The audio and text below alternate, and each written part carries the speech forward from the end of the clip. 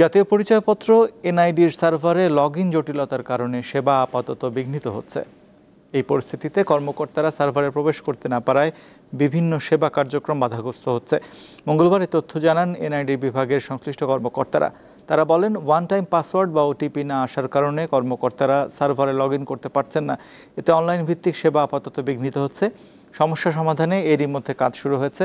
সবশেষ হালনাগাদ তথ্য অনুযায়ী দেশে মোট ভোটারের সংখ্যা দাঁড়িয়েছে 12,37,274 জন। চলমান ভোটার তালিকা হালনাগাদ কার্যক্রম শেষে আরও প্রায় 63 লাখ নতুন ভোটার যুক্ত হওয়ার সম্ভাবনা রয়েছে।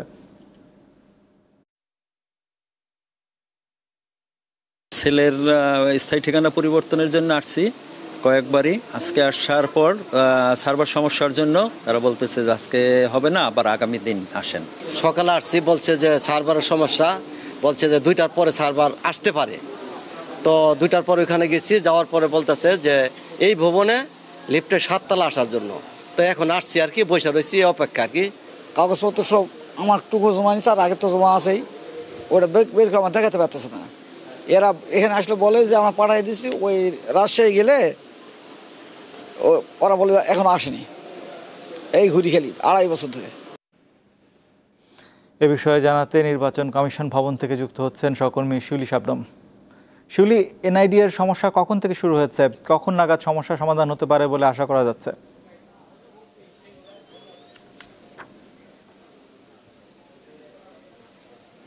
রাজীব, আপনি নিউজে যেরকম দেখাচ্ছিলেন সাধারণ মানুষের কথাবার্তার মাধ্যমে, তো আমরা দেখেছি যে দুপুর 12:30টার পর থেকেই মূলত এনআইডি জটিলতার যে সার্ভার ডাউন বা ওটিপি যে সমস্যাটা সেটা আসলে শুরু হয়েছে।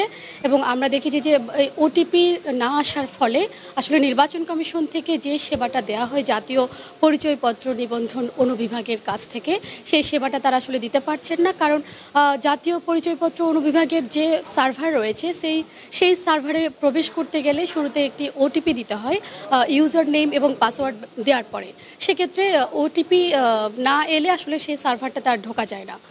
এ কারণে তখন স্বাভাবিকভাবে এই সেবাটা আসলে বিঘ্নিত হচ্ছে এবং এর ফলে অসংখ্য মানুষ সেবাগ্রহীতা যারা এসছেন দেশের বিভিন্ন জায়গা থেকে, তারা আসলে এক ধরনের ভোগান্তিতে পড়েছেন। আমাদের কাছে তারা অভিযোগ করেছেন তারা আসলে বেশ কয়েক জায়গায় ঘোরাঘুরির পরেও তাদের কোনো সমাধান হচ্ছে না এবং এই সংকটটা দুপুরের মধ্যে কেটে যাওয়ার কথা থাকলেও এখন 2টা পার হয়ে গেছে, এখনও এটা সমাধান হয়নি।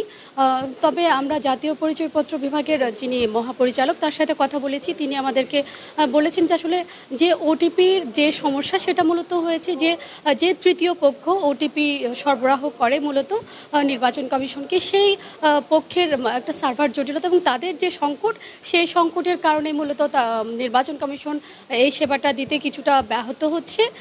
তবে তারা আশা করছেন সন্ধ্যা 6টার মধ্যে হয়তো এই সংকটটা কেটে যাবে এবং তখন এর মধ্যে এখন যে সংকট আছে চলমান আছে তারা একেবারে সেবা বন্ধ করে দেননি। এর মধ্যে যেসব কার্যক্রম আছে সেই কার্যক্রমগুলো তারা চালিয়ে নিয়ে যাচ্ছেন।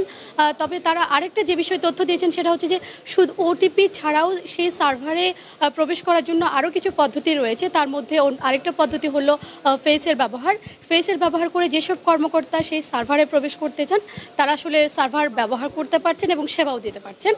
শুধুমাত্র ওটিপি যারা ব্যবহার করছেন তারা এক্ষেত্রে বিড়ম্বনায় পড়ছেন এবং সেবাগ্রহীতাদের কিছুটা ভোগান্তিতে পড়তে হচ্ছে এবং অনেকেই যেহেতু অনেক দূর থেকে ঢাকার বাইরে থেকে এসেছেন তাদের জন্য বিষয়টা একটু জটিল হয়ে গেছে।